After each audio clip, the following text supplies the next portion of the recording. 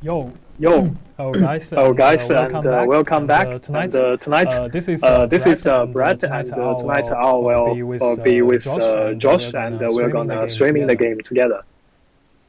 Yeah, hey, And how's it going? I'm excited to see the games to come. So we have a lot of good teams here lined up tonight. yep.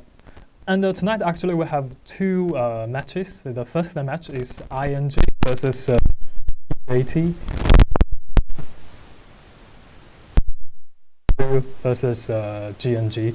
The first game is gonna be ING versus BPJT, and those two teams actually Actually, we kind of have a lot of stories because like ING was the champion for last season's China's mainland server, and the BPJT they were the second place for the China's mainland server. So tonight is kind of the finals for the last season. It's like the champion versus second place. It's gonna be quite interesting and a lot of the story we can take a look at in this game.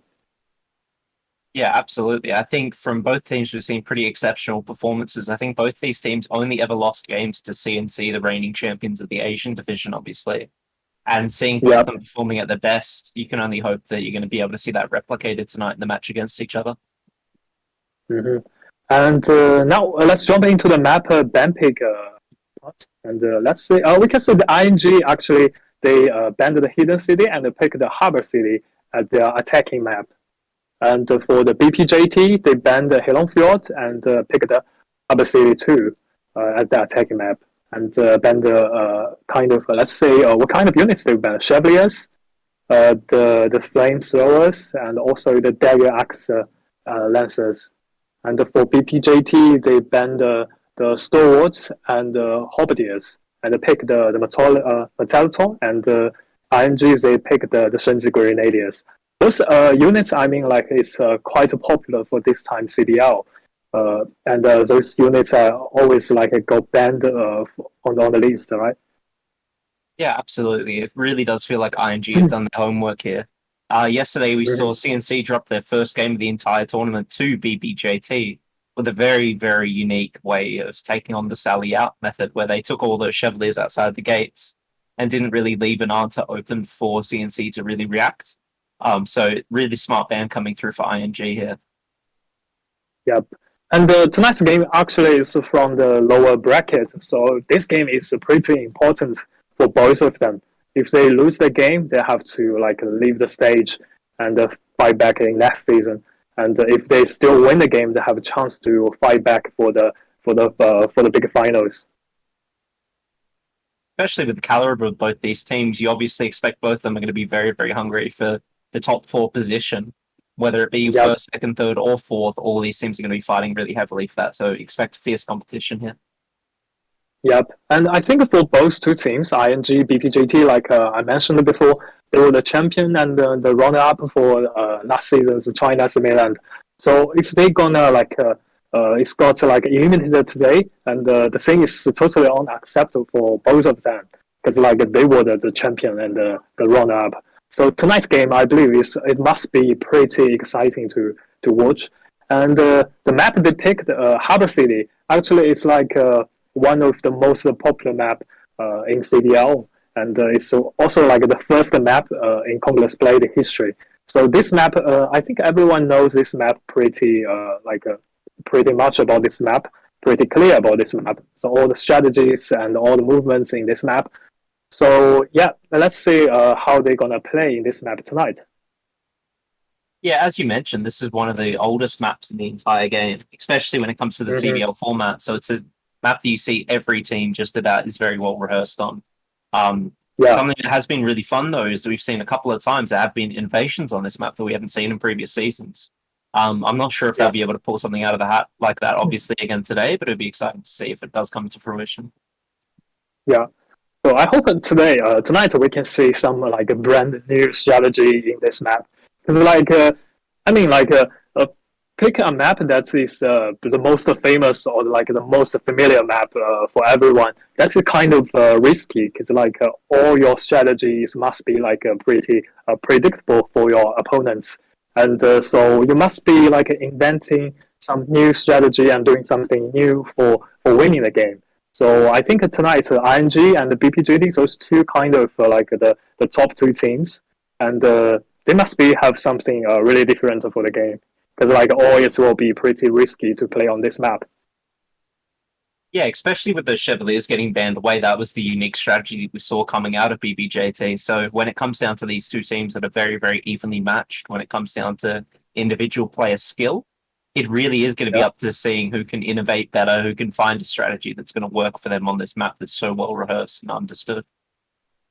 Yeah, and for both sides, they must be done a lot of the researches on both sides, and they must know each other pretty clear. And less alone, they are like the old opponents for each other. So it must be know each other pretty clear. Yeah, I heard like the sorry. yeah, and I heard like I heard yesterday's game was pretty exciting. Yeah, how about that? I happened to watch like the yesterday's game, so yeah, Josh, could you like introduce that a little bit? Yeah, absolutely. I think it was a sensational series, both series actually yesterday. We had BBJT versus CNC, and in the first game there we had this Chevalier strategy that I mentioned, where it kind of took everybody by surprise when they're on the defending side, where they massed, I think it was 13 Chevaliers. They rushed outside of the gates and took the fight to CNC, using those retinues to pepper down the troops of CNC after they banned out stuff like the Loyal Guards, stuff like the Blue Halberdiers, the cost-effective units. They really did maximize the amount of value that their cavalry would get, and they completely shut them out of the game in quite a big stomp. Now, in the second game, we had CNC take the fight back to them in a more traditional style of fighting it out. And essentially, BBJT kind of made a little bit of a blunder there. They charged up a single siege tower. They got punished really heavily by the quick mobility of CNC's roster. They reacted really, really fast to two fakes and shut down that push. And it eventually went to the third field battle, which went the distance, with CNC just coming out on top at the end of it.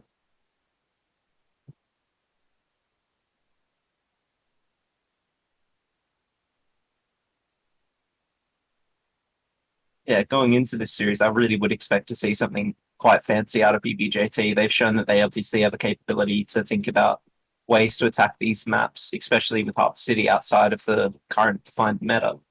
So I'm hopeful to see more of that tonight. Mm-hmm. Yeah, actually, this time I only streamed the one night for the CBL, and I still remember that game. The one game that I streamed that was ING, and back to then, last week they were fighting against NOP, I believe. Yeah, and that game was also like pretty impressive. And another team that I totally got impressed by them was the OISU, I believe, if I remember the name correctly. They were a team from Japan, and their strategy and the gameplay is totally impressive and totally very fun to watch because like they go together and they die together and they do everything together. And especially for they playing at the defensive side, they just like use a really good strategy to to defend their enemies, and those games were pretty interesting and pretty fun to watch. Yeah, speaking on the game of ING versus NOP as well, I'm actually kind of surprised to not see Hewling Fjord come out of them more often. As we saw on the map, they were completely dominant. They had a really well-rehearsed way of attacking every single point they tried to pressure. So it's been a bit of a surprise to see them opt out of that matchup a lot of the time now. Yeah, and very sad to say the OICU has been eliminated this time. So I hope that season they could still fight back to go even further in CBL stage. Yeah, absolutely. Especially with how much fierce competition there's been this season around. It's not surprising to see that a lot of the good teams are having a hard time making it this far. And there's no shame in going down to some of these teams that have had absolutely exceptional performances so far. Yeah. We're already seeing a lot of exceptional performance on the stage. And Josh, is this is not your you have been streaming several games this time CBL, right? Yeah, I've been doing quite a few this time around. I think about 7 or 8 days total now. But I've had a blast every single day. How did you feel streaming the CBL as the casters and not just playing the game? I think the feeling is kind of totally different. Yeah, it's very different. I've actually been, in my history, I've been a strategist and a commander for quite a long time. So it kind of taps Mhm. into that same kind of feeling for me where I'm overlooking the game. I'm trying to understand what Oh, the enemy's movements are and things like that. So it's really uh-huh. reignited that kind of passion in me for seeing the ways that teams are thinking out things that you wouldn't usually see a certain approach for. It's been really, really fun to experiment with. Yeah. You mentioned that you played as a role of like the commander or the strategist for a team, and so that would be. I think that would be pretty helpful for streaming the game, right? Yeah, I spend a lot of time reflecting on the decisions that are made behind certain calls in the game, the reasoning Mm-hmm. behind those kind of things, and I feel like being able to bring them to context and trying to Uh-huh. explain so that other people can understand maybe the things that are a little bit more lost in complications when it Mm-hmm. comes to strategy and stuff like that is a really, really fun approach to the game for me. It's where a lot of my Yeah. passion came through Mm. leadership roles Yeah. in the game. And now with commentary, I get to share a little bit of that knowledge that I have, which I love as well. Yeah. How did that feel like as the commander or the strategist of a whole team? I think that would be must be very challenging because like when when playing Congol's Blade daily life, I played with like 7 to 8 friends together, and our communication is totally bad because like everyone's talking, everyone's shouting, and no one listens to me. No one listens to each other. So the communication is kind of chaotic. And how did you guys do that? I'm kind of curious because like so many team members in a team, and I think the communication is kind of one of the key for winning the game. Yeah, absolutely. It's always a battle between trying to keep your, I guess, environment as friendly as you can, while also having a certain measure of assertiveness. They need to understand that, hey, sometimes the Mm-hmm. commander needs to be speaking, or sometimes the team leaders need to be speaking. They need to be heard. I think Uh-huh. having essentially like a set hierarchy while having respect for all your players at the same time is incredibly important when it comes to that kind of aspect. Making sure that the Mm-hmm. players feel heard, but making sure they also understand that sometimes it's not the time to chat or talk or be casual. Sometimes this really is the time to buckle down, be focused, and try your best to win as a team. And I feel like balancing Mm-hmm. that out in the communication is the biggest, hardest part of it, but incredibly rewarding when you pull it off. Yeah. I think normally I play the role as like the vanguard for my team. I just like Mhm. go for a kill and go to the front line and do my things. So I think that for me like the rewarding time was like I killed someone, I claimed some points. But for as the role as commander or the team leader, the feeling is kind of like for the whole picture that you win the game and you make everyone organized, then that feeling must be pretty special. Yeah, absolutely. I mean, I've seen both sides of it, obviously. But starting off as a player myself and focusing on just trying to improve my personal skill as much as possible, it felt incredibly rewarding to see that progress kind of ramping up and becoming better and better as I went. But it's a Yeah. very, very different sensation when you get to build other people up and see them succeeding.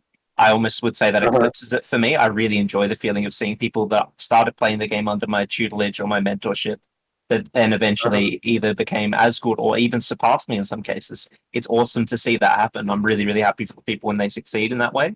And yeah, that's what Mm-hmm. brings me a lot of gratification and joy when it comes to that side of role. Yeah, even though I just can't play that role in my team, I still can imagine that that feeling must be really rewarding and in a pretty different way.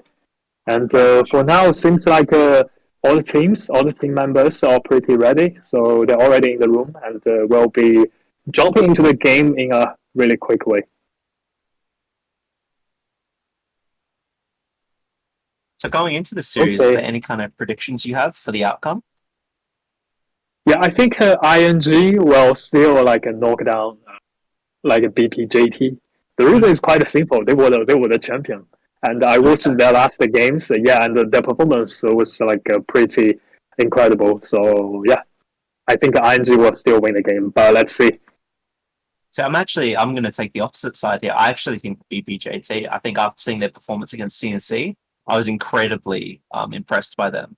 So I actually think that they Okay. might take it to a 2-1 victory. Would be my guess on the outcome, but I could be wrong. Uh-huh. Absolutely, I think if ING wins this, there's no surprises to Uh-huh. be had either because both teams are sensational in their own rights. Yeah. So this game is not just about like ING versus BPJT. It's also like my prediction versus your prediction, right? Yeah, it always adds an element of fun for sure. Yeah. Yeah.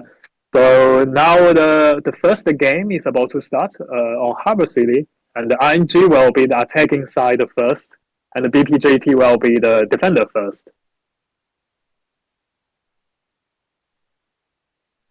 Something fun to see coming out of ING. We haven't seen it too often. We've seen it a couple of times, like kind of sprinkled through, is the apothecary unit being brought through, the battle medics, which are always a fun unit to see how they're implemented, especially when you see a lot of heavy infantry pushes.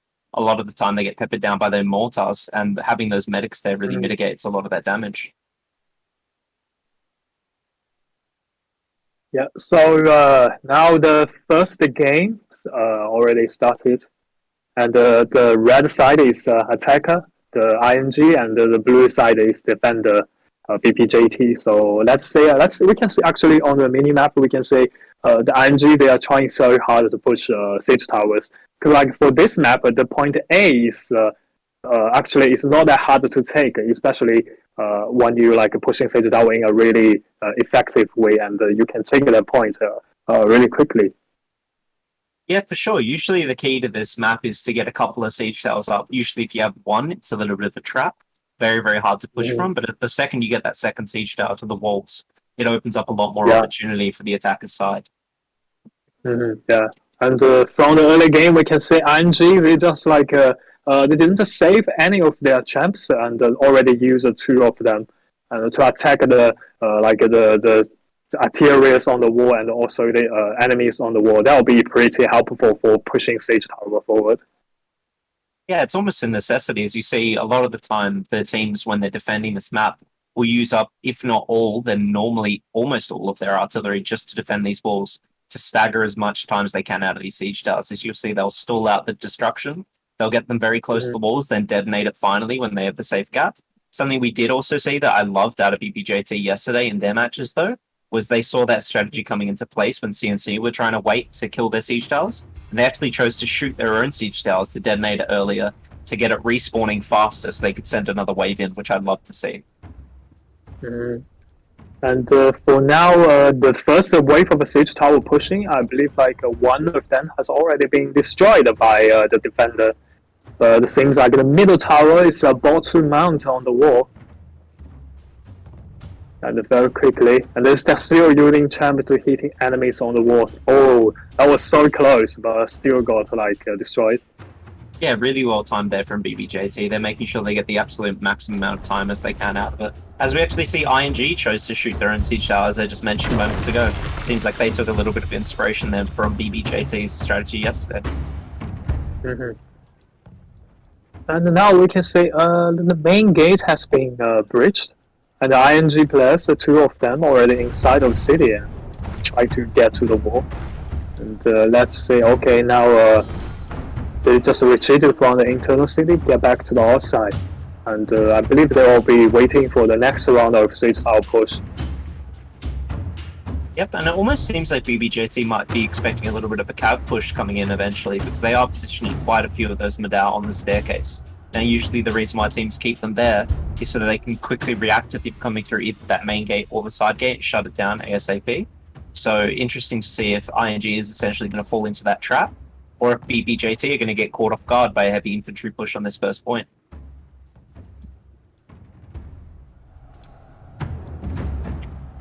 Yeah, for now the point A is still pretty safe for the defender. They are strongly holding their point. And the attacker ING trying to push that siege tower, the second wave siege tower push. Yeah, I actually feel like BBJT might be letting this middle siege tower actually mount as well, as they're not really shooting it down at all, whereas the ones on the left and right hand sides have been lowered quite a bit. Yeah, it's already on fire. Mm-hmm. Yeah, it's near to burn down. Okay, now it's destroyed. And it seems like the middle tower has some chance, has a chance to mount on the wall. But BPGT's players still around their point A. It looks very standard of a game so far for what we come to expect out of this map. A lot of the times they will let this middle siege tower mount, as it is the one that basically gives the least amount of risk to actually let it mount. That way they can also focus all their artillery. As you can see, they've already used 11 of them just to focus down the other two siege towers. We actually see a bit of a push here coming in from the left-hand side as well. It looks like they're going to try to opt into that side gate, as we mentioned earlier. Yeah. Okay, now the time is still pretty good for attackers. It goes like 8 minutes. If they can take the point A really quickly. And because like for this map, the thing is quite easy. Only 2 points in this map. So yeah, if they can take the point A really quickly, they will still have like a really good chance to take over the final base. And it will bring a lot of trouble to the defender. Yeah, that's it. Usually you want about 5 minutes to attack this A point, and the fact that they're going to be able to reach that A point, it seems like a little bit earlier before that, does bode well for them.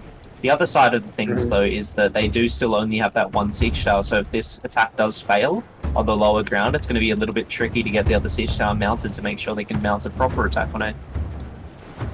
Okay, now we can see the ING actually they didn't go for the supply point. Okay, now they turn around and just go for the siege, to the supply point. Because like we know in this map, this supply point is pretty important because like it can make sure that you have at least one supply point in the internal city. You don't have to like go far to get back to have some reinforcements for your team, and for this supply point is pretty important. Yeah, and some great Falconetti play coming through, shutting down that push, really slowing it down now as you see a few ballistas being set up. They're going to try to pick off those Falconetti as they are the most important unit there to actually shut down and make sure that they can get this push going without suffering too much damage coming through. Yeah, it's just like they were taking over. They have already like taken over the point A, but it seems like the defender get back to point A and stop their capturing the point. Yeah, something else to note that I actually didn't actually spot before is they've actually brought out a unit of Vassal Longbowmen. Now, we've seen that unit pop up a little bit more often now, which we haven't seen in a long time, just due to being able to pick off the retinues of those Chevaliers, but them being vacant here, it's a little bit of a mystery why they would bring them on this map. I guess the only other reason would usually be to try to outrange those Falconetti and use their Arc of Fire to try to punish that unit.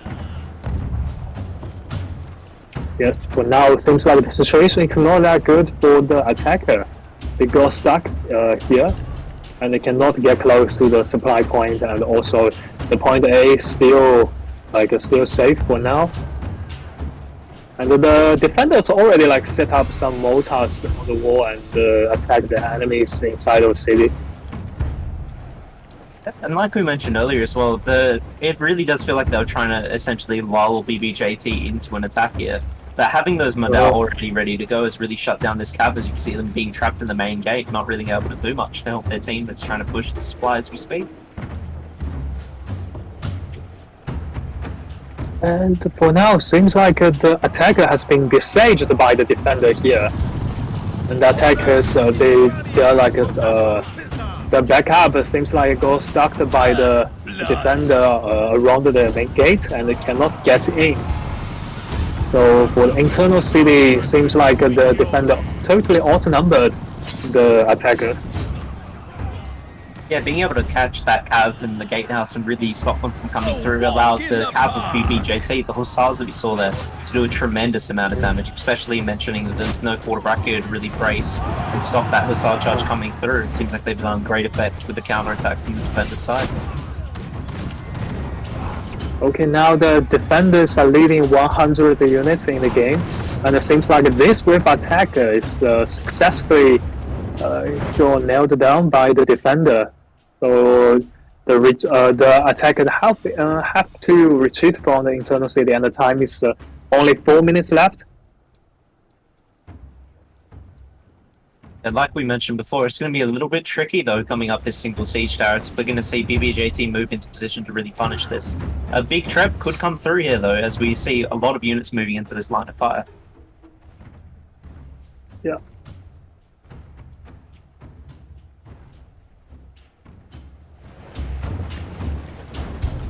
But a little bit of a blunder there from ING. They've actually missed almost a full volley of their Shenji Grenadiers now, knowing there's only usually 2 of those volleys that actually will do a lot of damage. Shutting down one of them with the mobility that BBJT basically have has really limited the options of ING on this push without restocking. And now the ING have to like speed up for taking over the point. At the time is ticking talking. It's not that enough for them. Only like 3 minutes and 30 seconds. And the defenders know that they just like need to defend that point. They can win the game. So no one's leave the wall and use their modal and those really tanky units as the front line and stop the enemies commoning.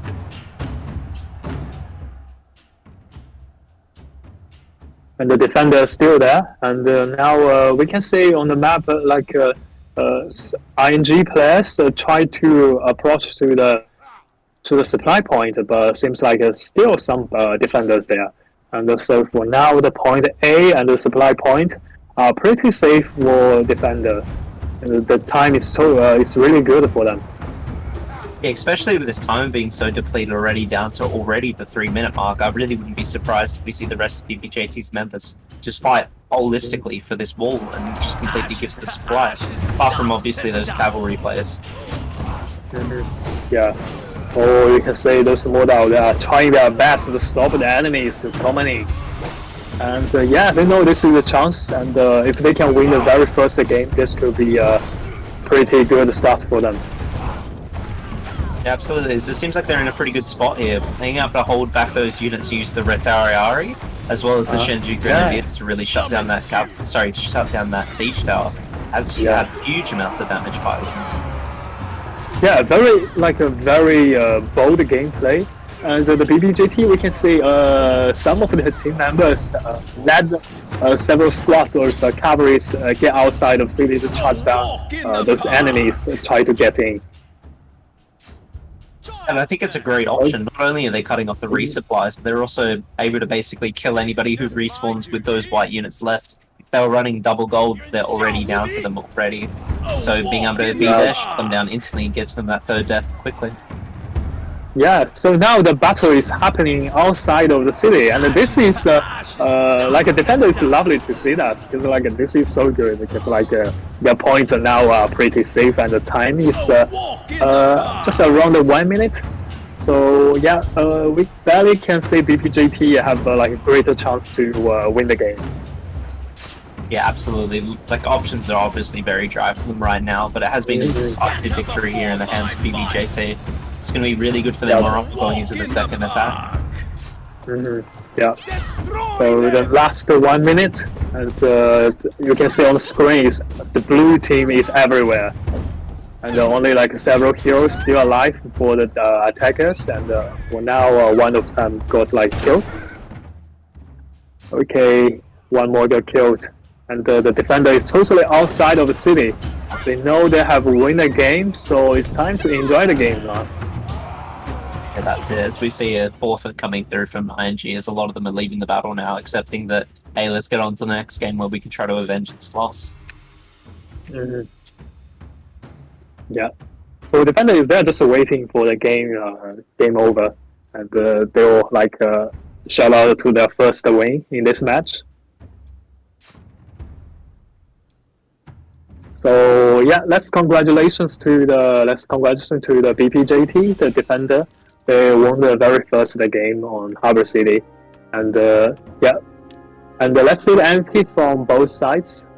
And the MVP from the ING was Wanguo Ladi. Sorry, I cannot say the name clearly, but this guy got 1 kill, 3 deaths, and 0 assists, and killed 48 troops in the game. Yeah, doing the best pretty much by far in his team. It was a really rough game, as you can see, for the side of ING. Very limited options when they only got their single siege tower up, and BBJT really smartly had a lot of Madao ready, set up on the top of those staircases to stop any of the cap coming through. Really shut down a lot of the offensive options that ING had. Yep. The BPJT, yeah, quite good at their gameplay and very smart. And let's say their MVP first. The BPJT Zhixing is the MVP. He got 7 kills, no deaths, and 10 assists. And 129 troops got killed in the game. This is like the monster KDA. It's so good in CBL stage, especially when facing against the a good team like ING, and this guy still have this kind of crazy number. Yeah, especially like exactly as you said, when you're facing off against a team that we'd expect to be top 4 guaranteed, when you're pulling off this kind of performance, you're doing over 1100 damage when it comes to the leadership cost of the enemies. When you're already having 7 kills, 0 deaths, 10 assists, it's a massive performance from him as it's come through. You can see there that he shut down a lot of the golden cavalry coming through from ING. Really well done.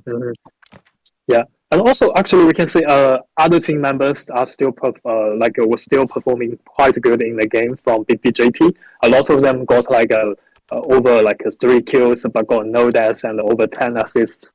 That is like a pretty crazy KDA.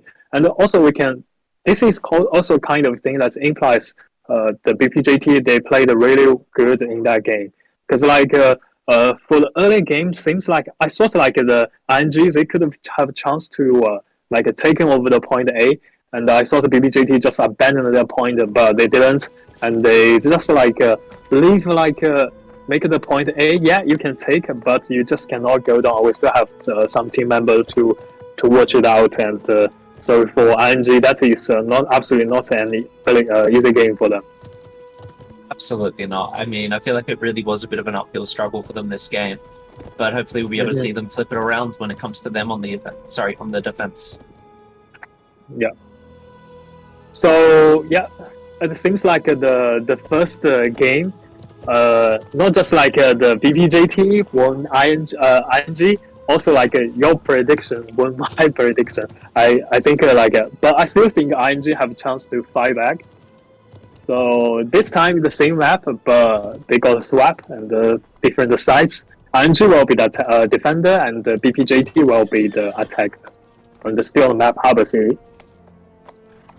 Yeah, absolutely. And as I mentioned, I wouldn't be surprised at all to see essentially a flip here with ING going up a game and bringing it to the third. I assumed that it would be a third match at the start. It's just going to be which side essentially takes it home.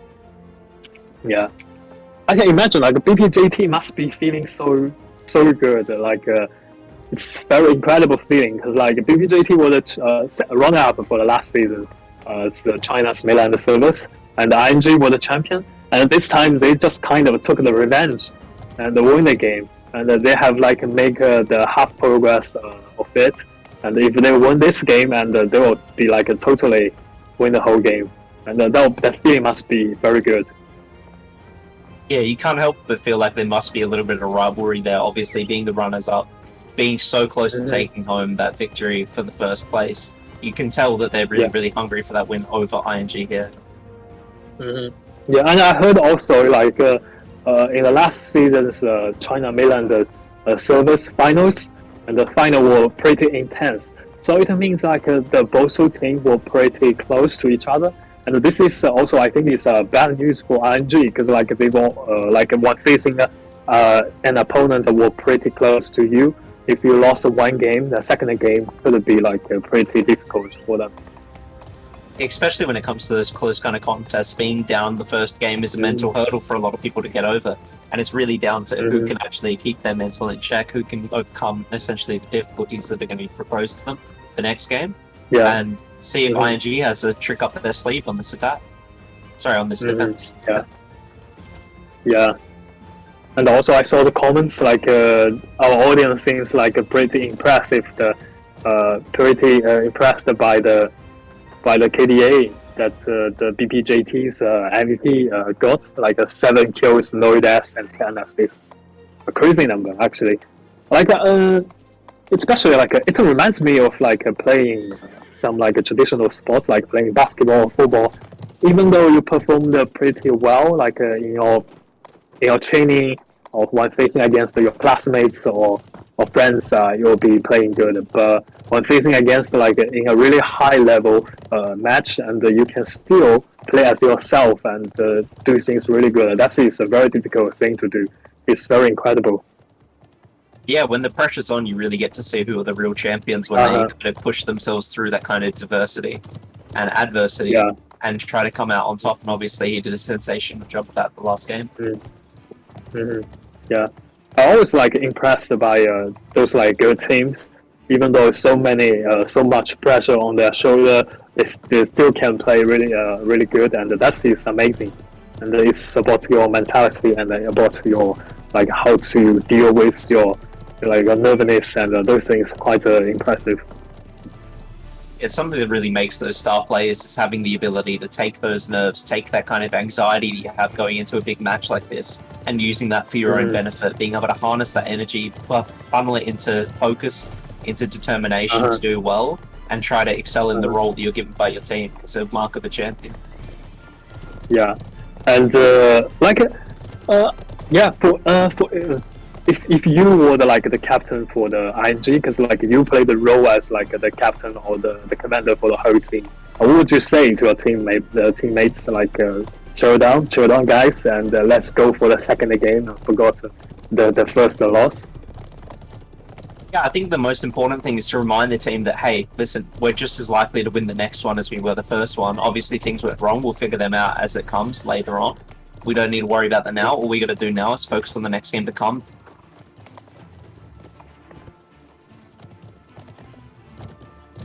At their own game and take them to the game matches. For most teams, any team could take a home bed. So being able to bring it to a third game really does equalize the field, where both teams will have the mental reset and have to reassess, hey, are we in a good headspace to win this game or not?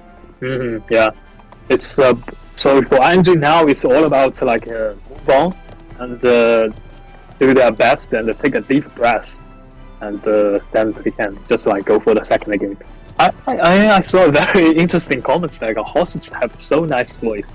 I think hosts are okay. You mean both of us? Or I'll be totally jealous. I think you're mentioning about Josh. No, I think he's talking about both of us. But yeah, I'll take the compliment regardless. Seems like okay. Now so the second game is on the way. All members are pretty ready. They are in the room, and let's go jump into the preparation stage.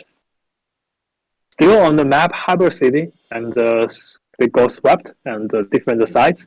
BPJT this time be the attacker, and ING this time be the defender. So yeah, this is a very important game for ING, also BPJT. And if ING lost the game, they'll be eliminated from the stage this time. So hopefully they can fight back. Yeah, it seems like they've got a little bit of a thought in mind here with this flamethrower pick. Usually you only see that pick for two particular areas of this map. Either fighting on top of those walls on a single siege tower, they're fantastic. As anybody who plays with flamers knows, they can shut down a corridor perfectly just by themselves if they're guarded. So that's a really good option for them there. Or even in the first supply behind the A point, shooting where you can't be trebbed and making sure those flamers get the full value. It's going to be a huge carry unit, really, really important for them to actually protect this game. Yep. Seems like my mic has some not that clear, so guys, just wait for a minute and ask our director to fix that.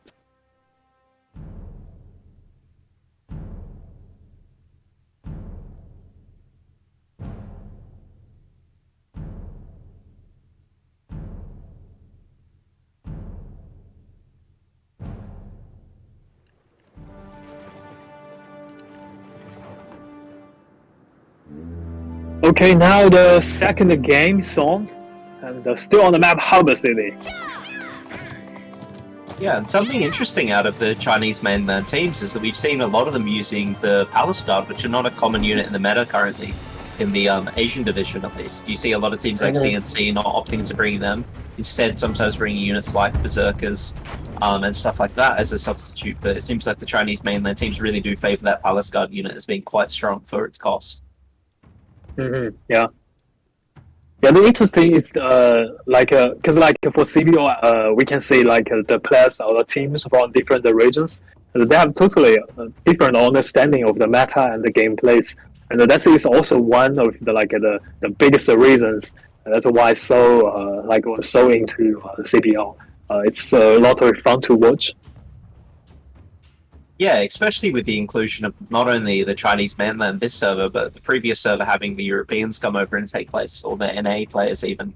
Having SSR in this tournament was a fantastic showing from them as well. They had really close series against BOD, so they had very, very different takes on the meta, using Javelin Sergeants, which are personally not a unit that I've seen used in any competitive formula for God knows how long now, years it would even be. So it's really cool to see what kind of fresh new takes the different regions are able to take to the game. Yeah, for this map, we just like we mentioned, pushing siege tower very important. If you cannot push that effectively and cannot make it to the point A effectively, and you will lose the game in a really quick way because like it will totally stuck you outside or into internal city because like the supply point we know on this map, the supply point next to wall is one of the one of the most difficult point to take in this map. Yeah, usually you see any kind of strategy for that is usually one where they try to get quick maneuverability, or they even, as we saw in CNC's case, send a dual blade there to cap it when you're not looking, which was very sneaky of them. I'd love to see more of that, obviously, as it's really, really fun to watch. But it looks like on the left-hand side, a little bit of a blunder from ING, as you can see that really important siege tower is mounted for the attackers. That's a huge opportunity for the attacker side, as it obviously wasn't meant to actually make it there with how much it's flaming currently. Oh, there I go to the points now, and seems like the ING player already like left several players there, so it's not that easy. Okay, they just got a retreat, and the BPJT player is kind of wandering in the internal city and didn't take any points. That's it. Something to keep in mind as well is that ING do have a few of their units hidden back there in the spawn location where it is protected.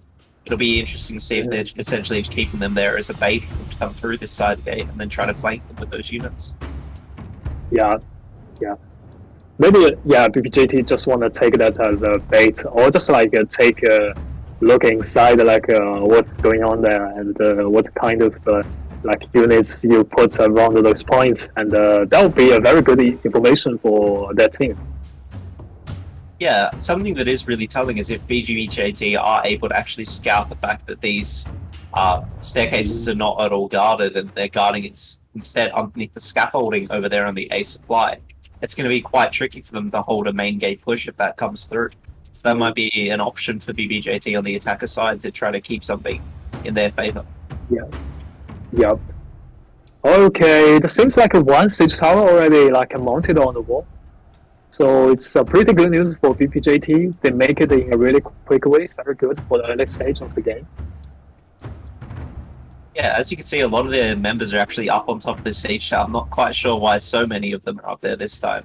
But usually you'll see something like a longbow player like we saw at the start up there just to make sure that he can shoot away at any kind of artillery that's already set up and just contribute to taking them down from the defender side, making sure the siege towers have an easier time making it to the wall. Yeah. Normally, like just one siege tower go wanted, like in CBL stage, teams will just like be pretty cautious about that. They just won't rush into the point. But if there goes like two siege towers, they'll be pretty ready for getting inside for the points. Especially because we talked about the unit of flamers, but there only being one makes it a lot harder to guard the two siege towers. If they only have the one siege tower mounted on the wall, it's quite an easy task for that unit to really carry the day and make sure that it can actually succeed. But when you're stretching it thin between two different siege towers, it gives an opportunity to BBJT on the attacker's side to really funnel their forces through and actually get onto that A point pretty uncontested. But ING are actually opting here to completely give up A, it seems like, and they're going to go defend this supply and try to fight for the final base as well. Yep. And now the defender totally abandoned the point A, so it's kind of free gift for attackers. It's very easy to take that point. But one thing like it's kind of a little bit like surprising is that they abandoned the supply point because like it seems like no one there. Or they just like hide some units near the supply point, like use it as a bait. Yep, and I think you'll find that they're going to really heavily invest in defending the suppliers. They've got their unit of Falconetti down there, an incredibly important carry unit for them. But you can see they've actually hidden them in a part where they're actually able to get shot by these musket players. And BBJT are known for bringing quite a few muskets usually. Having the opportunity to switch over to that unit killer on the musket hero class and throwing the bombs down there is going to be quite devastating for them. It's going to force them to get back onto that supply where it can really be hit by the artillery.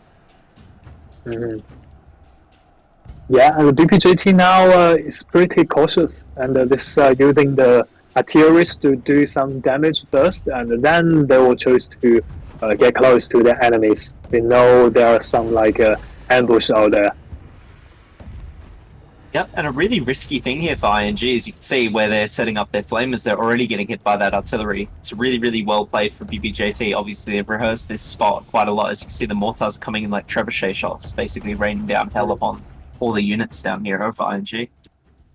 Yeah, I kind of get your point. That's why you like have so many like confidence about like BPJT can win the game. Their gameplay is very solid and just step by step. They know their goals and just stick to that plan step by step. It's really good, very impressive gameplay. Yeah, it's almost eerie how similar it is to the game that we saw between ING and NOP, where it felt like NOP were quite a good team, but just outclassed by ING. It kind of feels like we're getting that same element here. As you can see, BBJT are really bringing the pressure onto ING, forcing them to play their game, essentially. Yeah, it's very good gameplay. And now they are still pretty like patient, because like they don't need to like take a rush or something. The time is really good for them. 9 minutes and 20 seconds is way enough for taking those points. Yeah, especially when you see the cavalry, the pounce coming out of that main guy. I wouldn't be surprised if they're going to sit here and keep shelling them until eventually there's no units left there, or they're forced to resupply, at which point that cavalry, the claymores down there, the fast-moving infantry can really kind of shut down a rotation and try to take a fight to them when they're already weakened. The ING, they found a really good spot to hide their units, so it's pretty safe for them now. The artillerists cannot attack their units. But here it comes. Here's that rotation I was just speaking about. You can see the cav immediately respond out of the gates here. Now this is a really quick ticking time bomb for BBJT to try to punish this before they get too much healing off on that supply. Okay, now the attacker BPJT already inside of the city, and many units have already coming. They get very close to the supply point. It seems like a very chaotic team fight gonna happen on the way.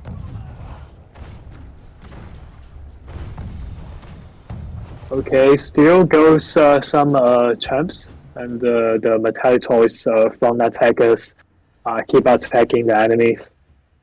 And the BPJT seems like they change the direction, not just go for the supply point this way, and they'll choose to get to the inside of the city. Yep, and a factor that can't be forgotten about here is we see on the side of ING those Martellitore are down to only one.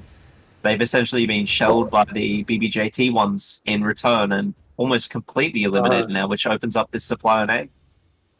Yeah. Oh, pretty smart gameplay. Pretty smart move. They just like pretended to attack another point, but then on the way they change their direction and go back to their supply point and then make some damage and kill enemies. Oh, this is a really good move. Yeah, and I really like the play here to shoot their claymores basically into the front lines, because obviously we know claymores to be quite tanky themselves and they pop their abilities, and they're able to hold up most of the forces of ING while the supply is actually captured over into the attacker's side. Yeah, just like you mentioned, like BBJT forced ING to play their game and in their way. So yeah, for now the situation is kind of good for BPJT. They made a really good progression around the supply point, and also nailing down those enemies. You know, what's super important for ING is can they recapture the momentum by getting back to that other supply, getting fresh units out, and making sure they've got a base defense set up in time, as we're going to see BBJT are going to hold no bars and try to charge straight into that final base, put the pressure on ING. Yeah, and ING seems like it's the very first time they just like retreated to their supply point, but seems like the BPJT just directly go for the final base, and ING just like have to take a rush to their final base and to defend the points, but so many attackers already there, and their supply points I think will be taken by attackers too very soon if they want. Yeah, it's a really dangerous game here for ING, as they've got to not only capture back the space supply, but make sure they're not throwing away too many units to do so, as they are on the underhand right now. Yeah, and the attacker is trying to controlling the final base, to controlling the situation here, and their modal is already on the position. They're waiting for the enemies to come in. It seems like they are the defenders, and the defender are the attackers try to take over the points. The more and more units are coming on the way from the attackers, and sweep out all of the enemies on the map. And now it's totally all about red color, and the attackers spam their units everywhere. Absolutely Okay, huge red. congratulations to BPJT. They won the both two games and won this round, and they have a chance to move forward to the finals and continue that game. That's really impressive. And the MVP from BPJT is Xiao Tianshen, the little god, and got 2 kills, 0 deaths, and 11 assists in the game, and 75 troops got killed in this match. Okay, KDA seems like pretty similar to the last game, and their players like gain a lot of like assists and do a lot of kills, but no deaths. And MVP from ING is 万国得道浪漫. Yeah, he got 3 assists and killed 42 troops in the game. And it really is emblematic of how this game really did went. You can see on both sides the average amount of kills or leadership consumed essentially is a lot higher on the side of BBJT, as they had a lot more of the momentum coming into this match. They forced their own objectives to happen. And you can see that they're really, really good at really good as working in a team, of basically securing one objective at a time and then pushing incredibly fast when they know they have the momentum on their side. Yeah, the BPJT actually the second game is really impressive because like the gameplay and the strategy is just like it's really in a really ideal way. They make their plan and do the things, and yeah, it's just like show the beauty of strategies. Very good game. Absolutely great contest between the two teams that we expected a good fight out of. Yeah, I thought like the game will be like a pretty intense. We'll have like a game 3. I didn't expect that BPJT could be like win that game in that fast, and also seemingly that's your prediction beat my prediction. You won the prediction, right? I think I got part of it right, where I guessed the right team would win, but I actually guessed that it would go to a third game on field as well. I'm very surprised to see that it actually was pretty much a very decisive win on both sides. Yeah, and let's thanks to both two teams. Thanks for both teams, and ING they performed a pretty good game for us, and the BPJT have a chance to move on. And tonight we still have like the second game is BZZW versus GNG. One is from the China mainland server, and one is from the Asian server. So we'll take a very short break, and 5 minutes later, me and Josh will be back for like enjoying the second game with you guys. So see you guys later. See you soon.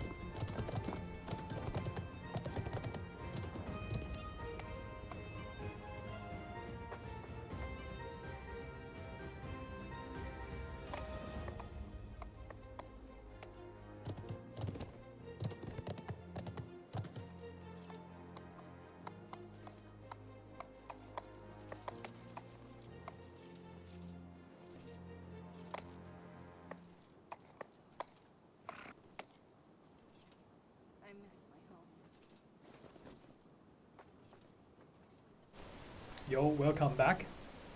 And still, like me and Josh will be streaming the very second game today. And the first match, the winner is BPJT, and the second game we're gonna have BCCW versus GNG. BCCW is a team from China's mainland servers, and GNG is a team from Asian servers. So yeah, must be a very exciting game tonight.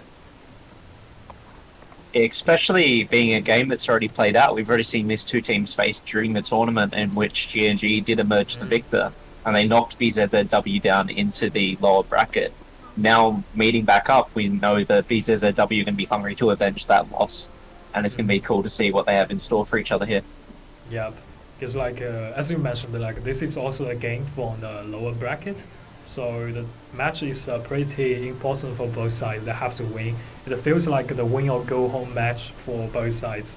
So yeah, so I think both two teams will try their best to give us a really good performance.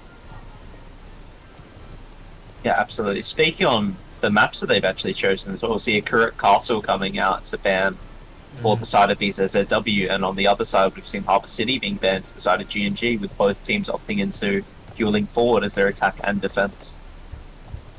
Yep. Now, something that's interesting actually about that pick is that we've talked about it a couple of times since having Legolas on the stream as well, but he's shared a little bit of knowledge with us that GNG has quite heavily prepared to say an understatement on the Healing map. I think he said something over 50 slides were on a slideshow essentially, and a PowerPoint presentation to their team to try to highlight the things they wanted their team to do, the parts of the map that were important, that kind of thing. So this is a map that's very well rehearsed for them, one they're super comfortable with.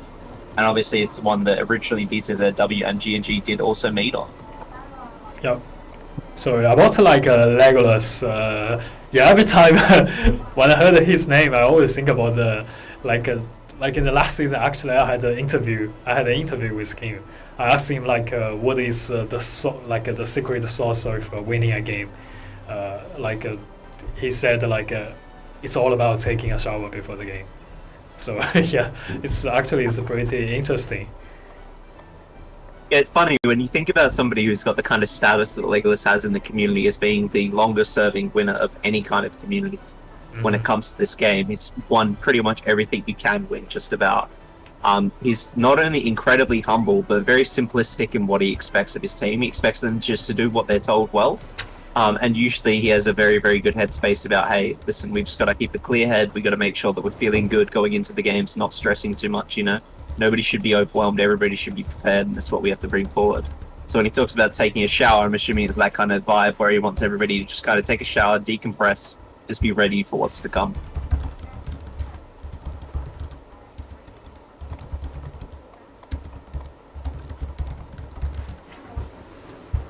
Yeah, for the map ban pick, for the map ban pick, actually, like the two sides all picked Helonfjord as their attacking map, and GNG banned Harbour City, and BCCW they just banned Kuruk Castle. And the interesting is like, you know, for this time CBL, I haven't streamed a lot of games. The only one night I streamed is it's all about the Helonfjord. And tonight is the same. Like the second game, both two games will be happening on Helonfjord, and we can say the Modal and the Halberdiers they got picked. Yeah, being Kuling and Harbour City really have been the two like shiny examples of the maps that people really do want to see this series essentially, or this season coming around from both teams. It seems like they really are the comfort picks for a lot of teams. Kuling feels like it's a little bit more, I'd say, not random, but essentially a lot more open to a lot of things in Fueling, whereas we obviously saw in Harbour City earlier that there's a lot more structure to it. It's very well rehearsed, it's very well understood. And a lot of teams, I know Legolas even mentioned, speaking on him again, that he hated the map Fueling because he felt like anybody could win on that map. He likes having the kind of control that he gets in Harbour City to take the advantages that he wants. Whereas Fueling, you can see a lot more free-flowing action coming out. Yeah. I believe like the CNC, they had a name like the king of Harbour City, like for many seasons ago. Because like Harbor City is one of the map they will pick like the most of time. Like they performed really well in Harbor City. I believe like the first champion and the second champion they won on the map Harbor City, and they were pretty good at using the Cavaliers on the map. On this map on Harbor City, and they just like totally smashed out their enemies and won the champion in a really like astonishing way. Yeah, absolutely. I feel like Harbour City is one of the best maps that really highlights fundamentals. So if your team is going to perform those fundamentals better than the other team, it really does show up in that map. It is a very controlled, very slow map, but when you have that kind of structure there, you can execute amazing things in that map that other teams aren't able to reciprocate. Yeah, is Harbour City your favorite map? I'd say definitely not for me. I like chaotic maps. For me, personally, out of all the maps that are currently in rotation for this season, I actually like Castle the most. I think it has a lot of opportunity for a lot of fun strategies. I think both on attackers and defenders' side, it can be quite daunting, as it is new with the rework as well. But I think it's really exciting and really fun to see. Yeah, but for me, I think for me, my favorite map is absolutely Halonfield, and I feel very lucky. I feel every time when I'm streaming, like I can have a chance to to stream this map Halonfield, because last time I co-hosted the stream with Dex, and me and Dex, our favorite maps are like the Halonfield. We think the Halonfield has so many strategy can happen out there, and the thing is pretty interesting. Not only that, they're having the no setup artillery, right? The native artillery not being there for either defenders or attackers adds a lot of elements to the map that aren't there for others. There's no siege towers, obviously. A lot of it is just ground footwork sieging, with trying to break through those breaches, break through the front doors, and siege the castle that way. So it is a really cool take on a different style of map from many of the others. Yeah. So actually, the first time when I played this map Halonfield several seasons ago on the first Viking season, I was totally impressed by the map, and also I talked to the designer of this map about many things about this map. Actually, back then we wrote a lot of articles about this map and do a lot of things about this map, and I think it's a really good map. Yeah, for sure. Like I said, it's definitely the most unique out of any of the maps, I feel. Yeah. It took a completely new feel. I remember when it first came out, I was obviously playing a ton. And when you first captured that harbor point, you saw AI berserkers helping you out. And it was blue season as well. So you were only able to use the tier 3 blue units. Having those berserkers by your side was a pretty cool feeling, as that was the first time we'd ever seen an implementation like that. Yep. Like you mentioned, the AI berserkers, that point is kind of very tricky. Yeah, so let's jump into the preparation stage. This time the GNG will be the attacking side first, and BZZW will be the defending side first. So very first game, and let's see the team compositions. Okay, I noticed that GNG they brought one squad of berserkers in this map. And also not only that. Yeah, and the same They're for also bringing the BZZW. Axe Raiders. Yeah. Axe Raiders, as well as we see from BZZW side, we see a couple of those Prefetcher Archers, which we've seen a couple of times to try to snipe the retinues of those Chevaliers. But it doesn't seem like either team is taking a very heavy Chevalier setup at all, as it's obviously been banned. So we'll have to see where the Prefecture Archers really find their spot.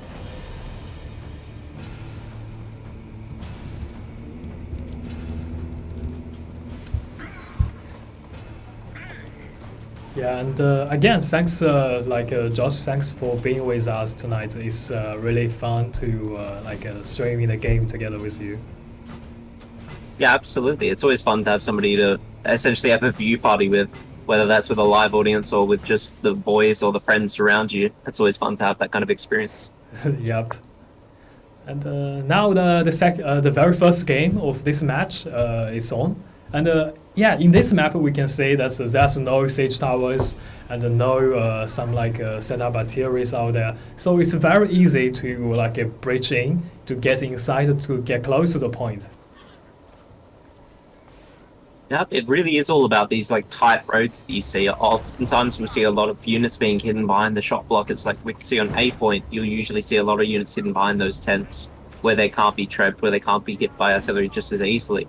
And this map really does come down to if the defending side can keep them in that choke point, fight them down into a grinding fight, and win it there with their artillery placement. Mm-hmm. Yeah, and for this map, I think the game speed must be a very like the faster paced gameplay, because like no siege towers, very easy to get those points, and so attackers.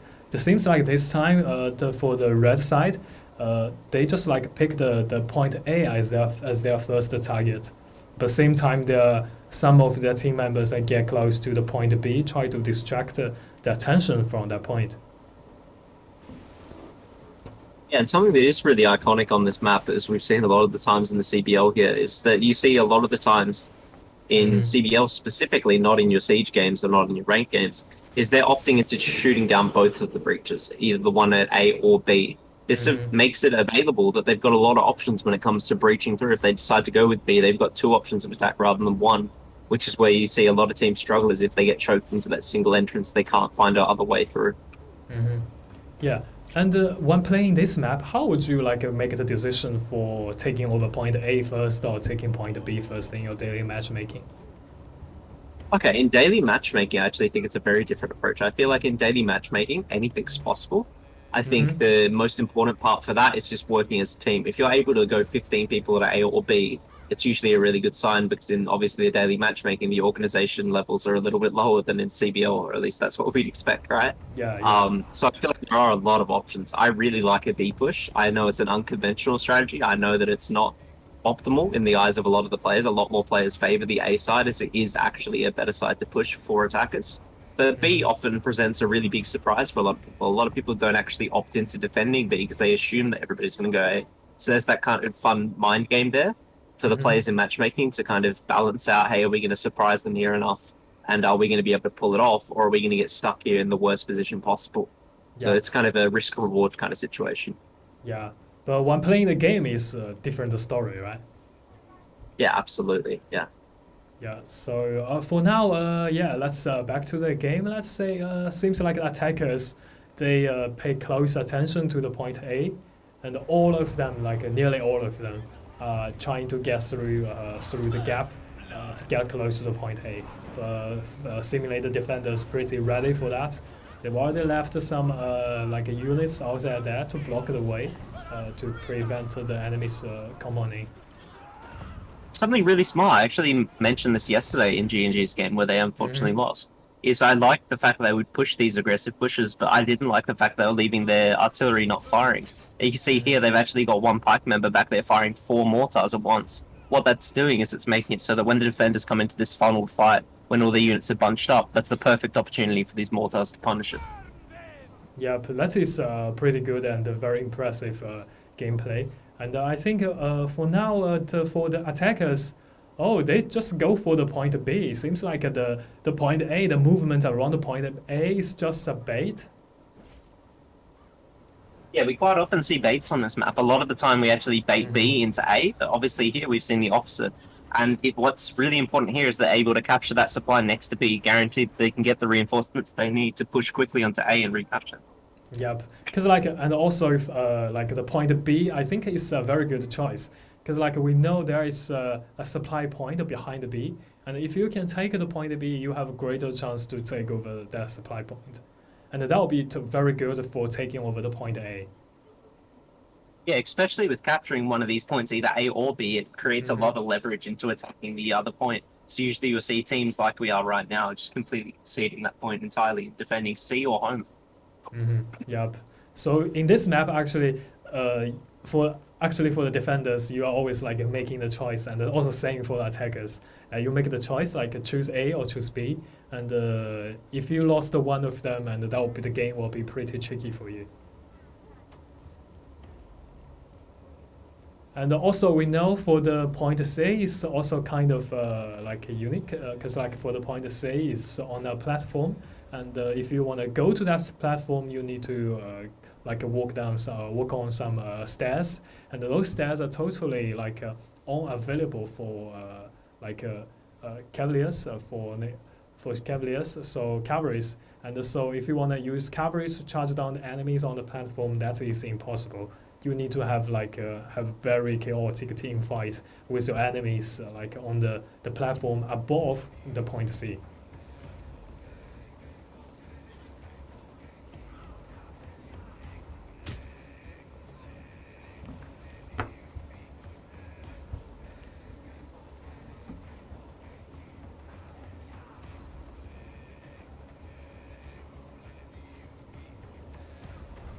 Okay, now the game is pretty chaotic, and the champs keeping on the way to the point C, and the attackers get very close to point C, and they were already inside of it. Hey, Josh. Yeah. Oh, Yep. yeah. You there? I thought I lost you because the. Yes, sir, I think. Yeah. I did lose connection there for a second, but I think we're back and functioning. Yeah. But essentially, something that is really important here for the defender side is we've seen oftentimes people hide behind this longhouse here.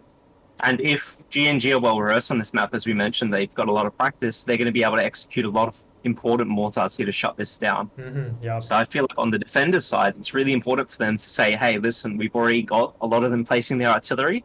Let's take that as the win and retreat before we take too many losses, and just say, hey, listen, you spent a lot of artillery to get us out of this position, and you're not going to have that now for the final fight.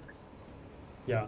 So for the game, actually, the artillery is very important because both sides have limited artillery. It's not like playing the daily matchmaking. You need to use your artillery in a really good way and strategically and find a really good spot to set up them, and that will be pretty helpful for your gameplay for winning the game. Yeah, especially keeping in factor, a lot of the times artillery is viewed as just a tool to be used for fun, or to kill a lot of units. That's usually the way it's viewed in a lot of siege or matchmaking, stuff like that. When it comes to CBL, it's a very important resource. When you usually spend artillery, it's for two reasons. It's either to completely kill units, kill heroes, or it's to create space. Now, what you might see here is a lot of mortars being placed, and essentially they might not be able to actually do that much damage if they retreat. What they do is they buy them the space to move in, take that supply. So it's usually like a tug of war between, hey, how much damage is this going to do? Can we tank that? Or do we say, hey, listen, you've invested so much that we're able to move back, and we'll take that as a win for us. Yeah, absolutely. I think at one point you made this was pretty interesting. Sometimes on daily matchmaking we use artillery for fun. Yeah, it's really it is I sometimes use artillery just for enjoying killing people, especially with the ballista, those things. And but for CBL is totally another story. You need to make sure that you use it in a right way. And for now, the attackers totally waved in to the highland and get very close to the supply point. And this supply point is very close to the final base and could be a very strategic place for the whole game. Yeah, and it's smart play for them to actually give up this position here. As you see, there's already 7 artillery on the side of GNG that's been placed down for the attacker side, and they're just saying, hey, listen, you spent 7 artillery, we've spent 1. We'll take that. That's a win for us. Now we've got 5 left for the final base to actually defend. And it's going to be a good position for the defenders to actually hold on to this rather than just sitting there and getting shelled as we've seen other teams susceptible to. Yep. And for now, the attackers still have 11 artilleries, and for defender only have 3. And they only got the final base to keep. So for this final base, actually, it's pretty open for champs and open for artilleries and in a very open place. And actually, it's very pretty difficult to defend. Yeah, it's actually interesting because we actually see from time to time teams opt into just completely abandoning all points and defending this home base. But the way that they actually do that is they usually bring units like those Martellatore, and they use that gigantic house at the top of the hill, the one that looks very iconic. They usually use that as their shot blocker, protecting it from the artillery, protecting it from the trebuchets, and setting up in positions where they can actually fire down pretty safely. So it is a lot trickier to defend this home base than the previous points, but there is ways to do it that teams have kind of hashed out and figured out at this point, which is cool to see an adaptation on a strategy that never existed before. Yeah. And so now we can say the very chaotic, very intense team fights are happening around this pretty narrow place. And the Mordau are killing each other. We can say both sides are using Mordau try to break down the front line. And here comes more like a pike units get very close to the team fight. And so for the attackers, they're using the grape shutter and to kill those units and totally nail down the first wave of defense here. They get very close to the final point. Yeah, especially when the defenders have a couple of people here on the 2 and 3 death marker. Sorry, on the 1 and 2 death marker rather. Mm-hmm. It's really important for GNG to set up those grape shots, set up those ballistas, to try to blink away at any heroes, get those third kills, because that essentially knocks out all their units as well. It's huge value if you can pull that off. Yep. And more champs coming on the way. They still got like 3 champs and over 1,000 units in the game for attackers. They are kind of leading totally leading the game, controlling the situation around the final base. And we can see the defender, they released all of them cavalries, try to charge down all of the enemies near the base. Oh, seems like it worked. Yeah. I was just going to mention that this is something we've seen a lot of the time from GNG. If you look at the stairs leading up to the final base, there's usually cav left in supply. A lot of the times they use their cavalry in late reinforcement waves to try to clean up when the pikes are a little bit worn down by the infantry. But it seems like the defenders repelled this first attack. Yep. And they used their cavalry in a really good way and totally cleaned up all the enemies here. And so now they just like take the final base back. At least for now, it's pretty safe. And the unit gap is not that large. It's just about like 100 units. Yep, but this is a really dangerous wave coming from GNG. They only have a very, very few amount of people on these farmers left. You can see a lot of units of Halberds, Modal, and even a Shenji Grenadier being hidden there. You can see up on that high ground is where we're seeing those prefecture archers come into effect as they're using their arrow rain ability to really rain hell on non-shielded units now. Mm-hmm. Yeah. So the second wave attack now is initiated. The GNG is getting close to the final base again, but we can see the defenders, they set a lot of long-range units and artilleries on the hill, and just overlook the whole map and try to kill all of the defender attackers here. And only 1 minute and 40 seconds left, and the attackers still trying their best to try to move on, get close to the point. And some really important picks coming through for Bs as Ws is now being evened out on the side of GNG. The hero fighting really does matter when you've got this few amount of time left and very, very few units. As a Fenrir back comes in, it could be huge. Able to kick off any kind of hero very, very quickly. That unit could come in very clutch for them here. Yeah. Okay, now the time is not enough for attackers. So for now they have to speed up to take over the point. Only 1 minute left and so many defenders still alive. I thought this game was so close. Yeah, absolutely. As they're fighting tooth and nail to the very end here from GNG. It really was a game of inches. Both teams were incredibly close to one another. We actually see a lot of damage coming out of those prefectures. Like I mentioned earlier, I wasn't really sure they'd be able to find their value. But it seems like when it comes down to these scrappy last fights where not a whole lot of units have high armor, they're able to do a lot of damage for themselves. Yeah, they kind of use that in a really good way. And now the defenders all out, and they still have some high tier units on the battlefield. And for the attackers, they only got some low tier units, those serfs, and it's kind of very difficult to get in. And now the defender is all out to kill all the enemies here. And basically we can say the winner, the first game's winner is the defender. It's from it's BCCW, and the GNG lost the very first game. And you really can't help but feel like it really did come down to some really smart play. Them choosing to give up that longhouse meant they didn't really suffer any artillery damage when it came to those 7 mortars being placed. That's a huge amount of artillery that was invested that didn't really get any value because they pulled the trigger. They said, hey, listen, we've already made them invest this much artillery. We're going to leave now. We're going to be happy on our high horse, on our little home. And you're not going to be able to take us on there without artillery assistance. Yep. So the MVP from GNG, this guy, sorry, I just cannot pronounce Japanese. He got 5 assists and killed 115 troops in the game. And the MVP from the BCCW, the winner side, this guy is called Wan Chunlai, he got 1 kill and 1 death, 16 assists. Oh, 16 assists and killed 180 troops in the game. I mean, like the assists, the number of assists and units killed is totally amazing. 180 Yeah, troops killed and 16 assists. and the most important factor is that's not only being buffered by white units as well, not only being buffered by those farmers. You can see there he did almost 1,300 leadership. That's almost double what he was able to bring. He was able to fight out himself. Yeah, A huge performance from him. yeah, huge performance from him. It's did a lot of contribution to his team, and in this game actually I saw the first time I thought like the attacker they can win the game because like they took the point A and the point B and even the point C in a really smooth way and in a really quick way. They even took the supply point near the base and even like controlling the situation at the very first stage of the final base.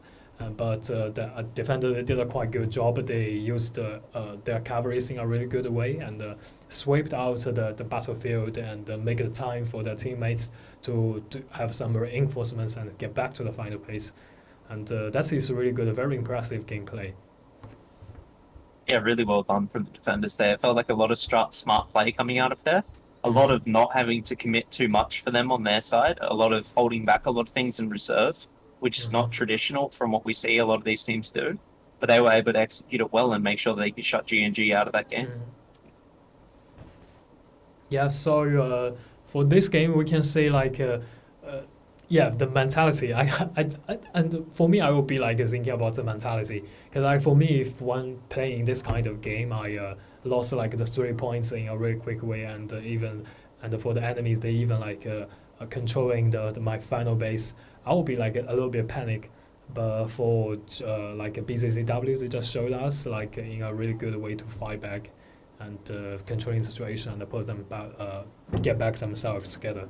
And that is pretty important, especially when playing CBL. This kind of game, you need to have like to get back yourself in a really quick way, and that is important. And so I think also for GNG, they lost the very first game. And this game, this round is kind of the win or go home match for them. They have to get back themselves quickly and to prepare for the second game. Yep. Something else I've noticed here is it seems like GNG have had a couple of sub-ins with a couple of their player names that have changed over. So obviously pulling into that reserve of the 5 additional players that you're allowed, they're pulling out some people. So maybe that was a little bit of an issue with some players not performing. Maybe it was just that they need players to fill a different role this time on obviously a different side of the map, being the defender side. So we'll have to see what they have in store. Yeah, but they still have chance like as the defensive, as the attacker side. And they're still on the same map. And yeah, both sides. This map is not a new map. And we've been playing this map for many seasons. So both sides, they have... Actually, on this map, back to like last time CBL, I watched some really good, funny, and interesting gameplay on this map. Some team will just like abandon the point A and the point B, and they retreat to their point C. And even last time I saw a team like they just abandoned the ABC and just like stick to their final base. We saw a lot of like different gameplay on this map. So for GNG, this could be very challenging to attacking on this map again, because like 2 teams, just like the Harbor City, they are pretty familiar with this map. So for GNG, they have to seize this opportunity to win the game. Yeah, very much so. As we obviously always want to see close contests, we want to see them take it to a 3rd match, because I love field myself when it comes to spectating. It will be the best case scenario for me if they are able to take this and take it to the 3rd game. So I'm fingers crossed, hoping for that result. Yeah. So Josh, like, did you like? Sorry, I kind of lost the track because like, did you like attend the CBL before? I think I was originally in the team for the first season that we were trying out for the CBL, but not additionally after that, as I took more of a leadership role within the house itself, and I had to step away from my commitments with the CBL team. Yeah. Yeah. Okay. So yeah, now the 2 teams now are all in the room. So I think the second game will be very soon to start. Still on the map, Helonfjord.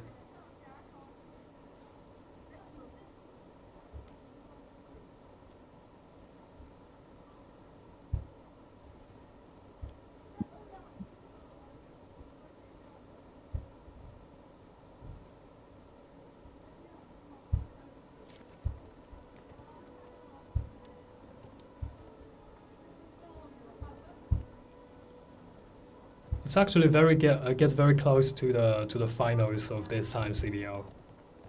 I think this Friday gonna be the finals.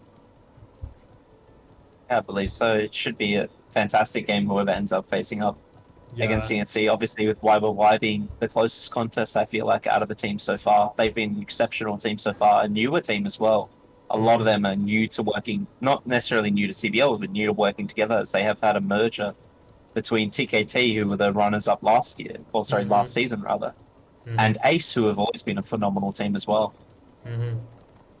Yeah, I think like yeah. Do you wanna like make a prediction about like who's gonna be on the stage for the finals?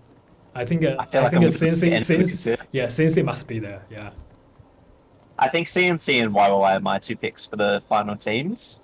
And I think between those teams, I think it's going to be a 2-1 victory to CNC. If I had to guess, if I had to put money on it, that would be my guess. But I honestly don't know. I mean, TKT are the hardest competition that I think CNC have ever faced, really. And with the shot callers and like strategists coming from TKT into this new team of YY, along with a star-studded cast of incredibly high-ranked players and well-respected players, it feels like they really are going to pose the best challenge to CNC's reign. Yeah, I remember that. If I remember correctly, I believe like several seasons ago there was the final a bit happening between CNC and TKT. Yeah, and CNC yeah, they won the game. Yeah, absolutely.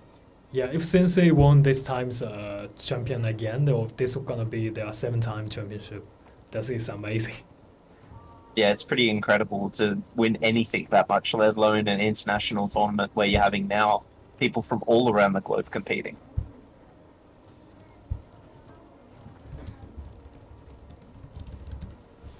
Yeah.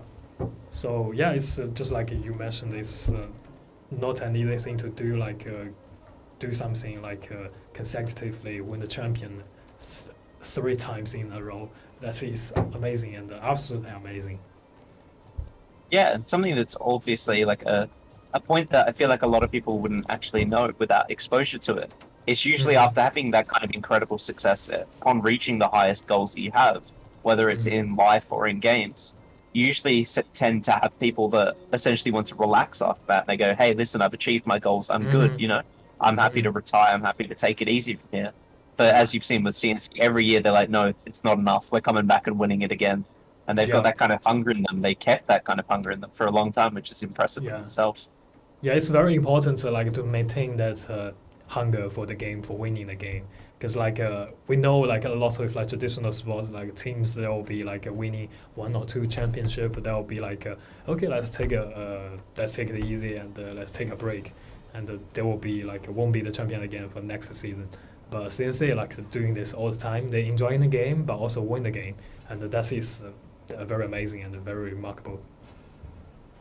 Absolutely. Yeah, so the second game between BZZW and GNG now is on. So this time the BZZW will be the attacker and GNG will be the defender. So yeah, let's see the team comps from both sides. Yeah, and it seems like they're almost mirroring each other here, as we see a lot of golds coming out from GNG. That's pretty spicy, but we also see them bringing a couple of those prefecture archers. And on the side of BZZW now, we've got the Axe Raiders that GNG would bring, so maybe they've had some inspiration from seeing them being used by GNG here. On top of that, it seems like a pretty standard cast for the most part. We've got mostly just Shield Maidens Madao on the side of the infantry with Reapers mixed in there. And on the side of the cavalry, obviously with the Chevaliers being taken away, we see a lot of Hussars, a lot of the Northern Lancers as well. Yeah, sorry, Josh, seems like your network has some issue, so I just cannot hear you like very clear.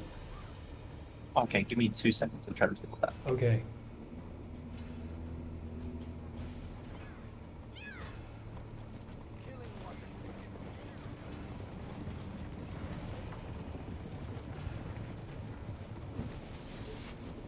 Okay, we should be good now, yeah? Oh yeah, now it's good. Okay, perfect.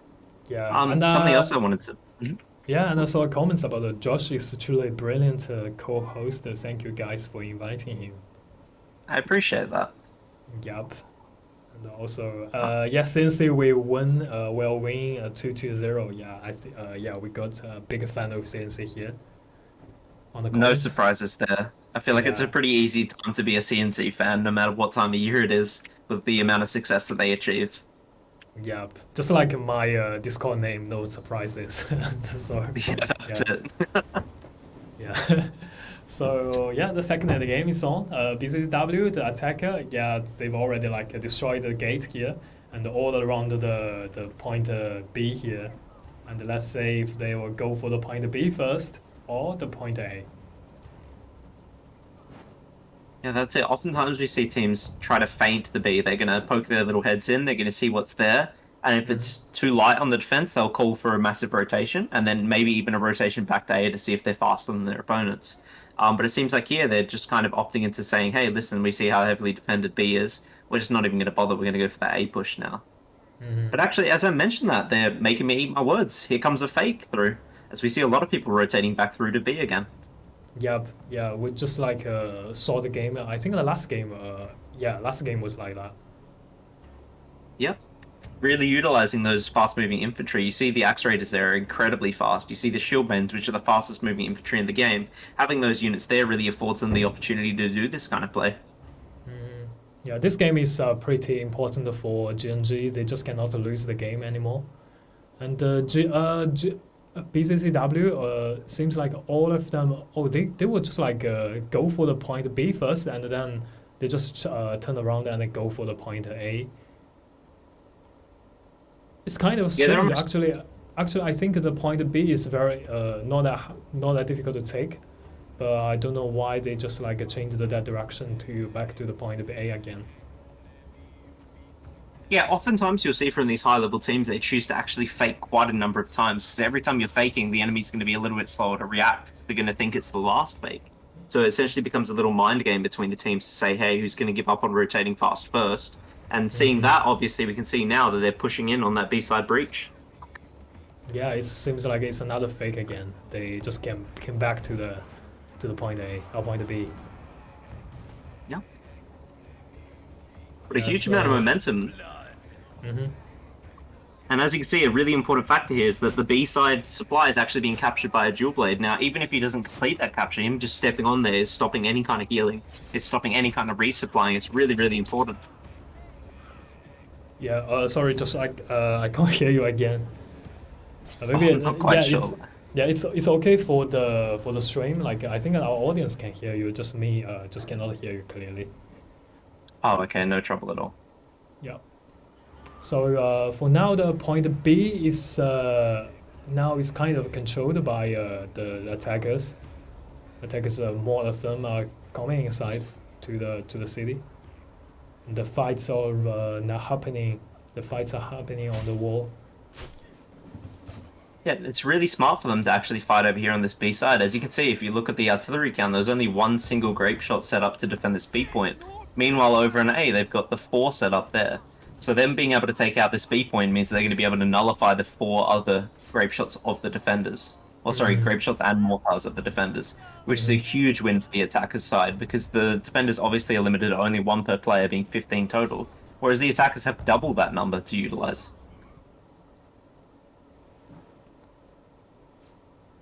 So for the sage, for the artilleries, that is very important. You need to like make sure everything is all right about that. Yeah, especially when you set up your artillery this far ahead of time, it's very, very important that GNG are able to protect that artillery and actually use it well. If the other side of BZZW is actually able to knock out that attack on the B point, take it for themselves, then essentially 4 artillery was wasted on the side of GNG. So it was important for them to win that fight, and them coming out on top there was really, really important for this match. Yeah. And now the attackers back to B again and start taking over. But it seems like it got interrupted by the defenders out there. absolutely. So we see a bit of a more slow and methodical push coming hit through here now as they're trying to crest this top part. You'll see them actually coming onto the top of this A gatehouse, and they'll try to set up some grape shots or some culverins to even shoot down those mortars to try to counter any kind of artillery placements that are already there from the side of G&G. Yeah, the time is not that good for BCCW, and they have to speed up because I think for the defender they will be try their best to defend their point B because like point B is way close to be taken over by the attackers.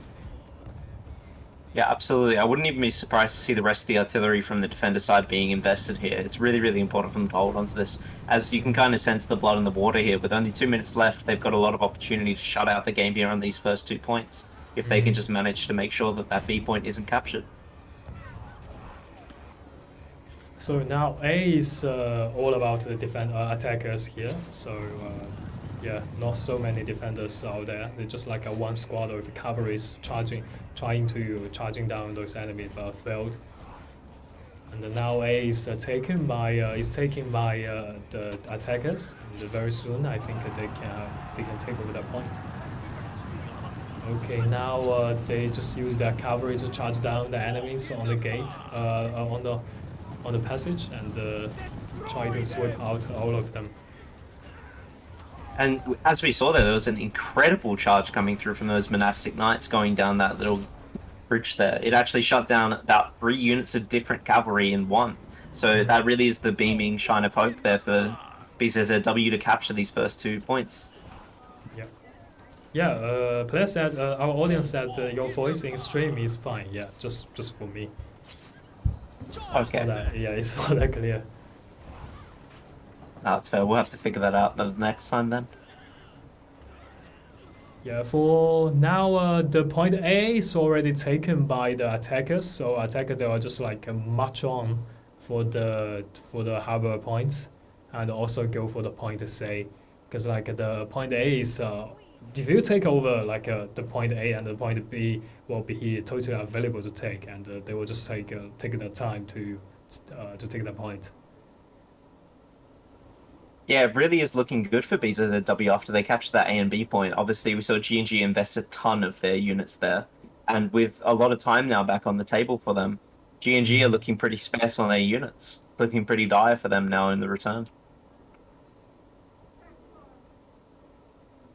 Okay, attackers are they are going for the harbor points, and they will activate the zip line. And that will be pretty helpful, and also they will get some AI berserker to help them to claim those points. Yeah, something that would even be smart to see out of the side of BZW is those AI berserkers are no joke. They do a lot more damage than what their normal berserkers will do, and they're a lot tankier.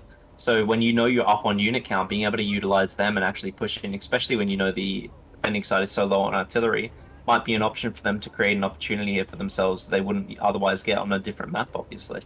Yeah, and at the same time, you won't be like feeling pretty trouble about losing those units, because like this is not your units, and they're just like from the system, and they're helping you. You just can make good use of them, and don't need to worry about so many things. Yeah, especially when they're just coming out of free cost, like you said. These are units that you can use, and as you see, they're pushing with them, as we spoke about. They're making sure they're using these AI units that are quite strong to their advantage here on the attack.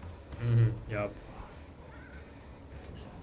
It's so good to get some like a free cost things in the game. Okay, now the C is taken by them, so the final base is the one last point for the attackers to take. So now the defender have to retreat really quickly and get back to their final base to prepare for the upcoming battles. But they are getting caught here as they haven't rotated quite fast enough, and a huge treb is coming through. Obviously, there's only white units left there to actually punish with that treb, but that's all really G&G has left on their side. Yep. Yeah, for like if your team decided to retreat, you just you need to like follow up and get back go with them in time, or you're gonna totally get punished by your enemies. Yeah, exactly right. Or you usually have to send somebody to sacrifice their unit to buy time for the rest to get out. Because you can see here that when everybody's caught up at once into the back train, and they're not actually set up to defend this with their heroes, it's pretty dire for them. Yeah. At the same time, for now, the attacker used champ and hit a lot of enemies at the same time, also their teammates. I believe that wave of champ must be done a lot of friendly damage to their teammates. Yeah, for sure. As you see here, there's only a couple of units that are left that are notable on the side of G&G, though, so maybe they're happy to take those friendly fire losses to do a little bit of damage. See there's one unit of Blue Halberds, two, sorry, I'm mistaken. One unit of those Golden Cav being the Northern Line Lancers, and one unit of Shield Maidens to try to hold the lines here against a much more elite force. Yeah, but I think it's worth doing that because, at least they just make a way to get out and get very close to the final base. And now the defenders activating, releasing their cavalries again and try to charge down the attackers. But it seems like the failed attackers just waving to the final base and get very close to it. Yeah, you will see here, obviously the artillery advantage is really weighing in here as you see these grape shots doing an absolute ton of damage as they can kind of push everybody off this point, recapture with just their heroes as they're forced G&G into a fight where there's no units left. Yep, just no units left, and even no hero left for the final base, and only one bow player wanna get inside of it, but soon he got killed by totally besieged by those enemies. Yep. And so three heroes from the BZCW is inside of the final base, trying to take it all in really quickly. They finished the game and won this round of match. So congratulations to BZCW. They won this round of match tonight and have a chance to move to the next round of game.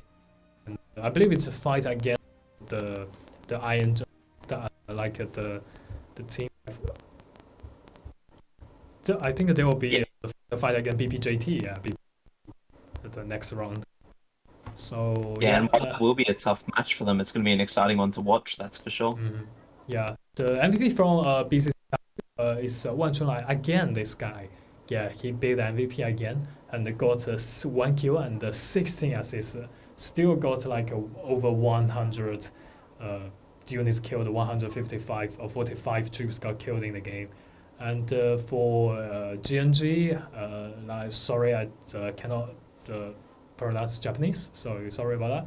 But this guy performed pretty well, 7 kills and killed 71 troops in the game.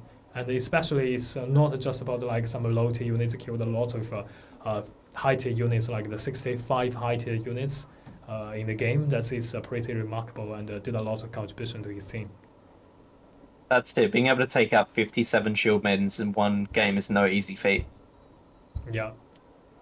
So for tonight's game, I think the BZCW they performed better than G&G, and for both 2 games, and they are just it seems like they prepared a lot of things in the game, so they know their enemies and must be done a lot of research and prepare themselves in a really good way.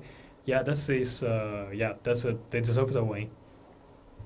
Yeah, absolutely. It feels like they were just better tonight at choosing their engagements. Every single fight they opted into was one where they had an advantage. They used the chances of being like, hey, you don't have artillery here, or hey, you've invested too much artillery here, so we're going to fight on the other front. Take a different fight where you can't actually utilize that. It's really, really well played from them. Some smart gameplay.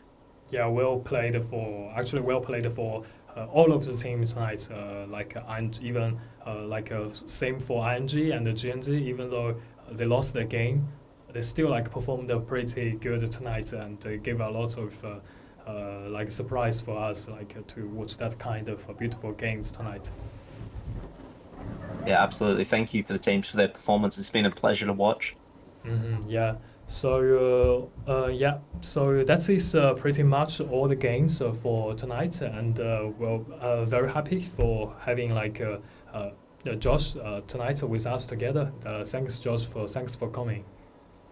Yeah, thank you for having me. It's been a blast having it all these nights so far. Looking forward to doing it more in the future. Yeah, and just introduce guys again, and my co-host today is Josh, and a very good player, and did a lot of quite excellent casting for us this time CBL, and thank you. And I think that is pretty much for tonight's stream. And I think tomorrow will still be have games. Or let me check that. So maybe tomorrow have no games. Yeah, tomorrow we'll have no games. So we'll meet you the day after tomorrow, and the winners between. The winners tonight is BPJT and BZZW, and we'll still have time to watch their good gameplays. And this Friday we'll have like the finals for this time CBL. So see you guys then. Yep. See you then. Take care. Yeah, see you guys. See you guys this week for the upcoming games.